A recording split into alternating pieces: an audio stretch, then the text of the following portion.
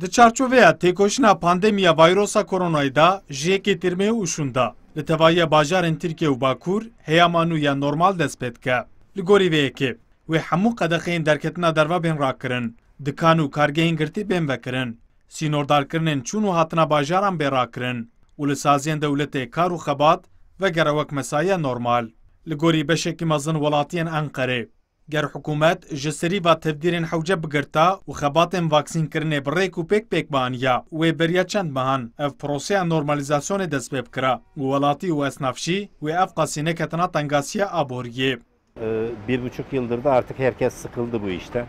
Ev sal û nîvekê êdî em ji her tiştê aciz bûn. Hikûmet dikaribû beriya çend mehan tedbîrên hewce bigirtin. Lê ev prose bi direngî ket. Gelek esnaf û welatî ketin tengasiyê. Millet êdî ji canê xwe bêzar.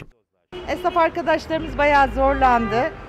Di heyama qedexeyan da esnaf û xebatkarên me pir ketin tengasiyê. Di heyama nû vê rev ji bo wan jî baş bibe. Psikolojiya me jî têk çû, liv û tevgerdariya me teng bû. Bila bo welatê me baştir bibe.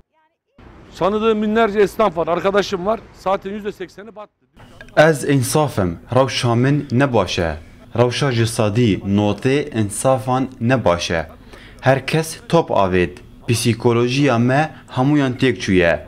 Em li nexweşxaneyan li beşên psikolojiyê cih nabînin. Dewlet tu piştgirî nedame. Pirsgirêkên me çareser nekir.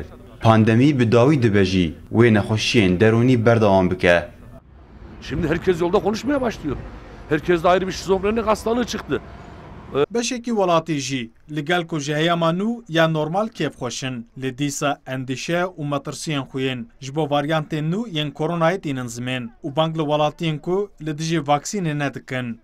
Aslında normalleşme normal bir olay yani. Heyama asayibûnê tiştekî gelek asayî ye. Em ê bi wê yekê hindekî din rehet bibin û bêhnekî fireh bistînin. Lê ev yek bi xwe re xetereyekê jî tîne.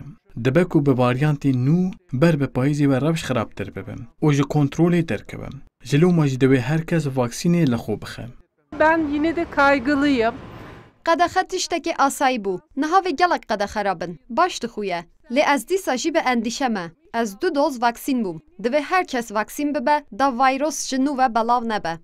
Na li Tirkiye kesên temelê wan ser 18 salî ne dikarin randevuya xwe bigirin û vaksîna BioNTech an ji Sinovacê li xwe bidin. Li gorî amarên 29 Hezîranê ya Wezareta Tenduristiyê bi giştî nêzî 49 milyon vaksîn hatine kirin. Ji 34 milyon welatî doza ewil, 15 milyon jî doza duyem bûne. Ji xeynî hejmara penaber û koçberan nüfusa li Tirkiye 83 milyon û 64 hezar e.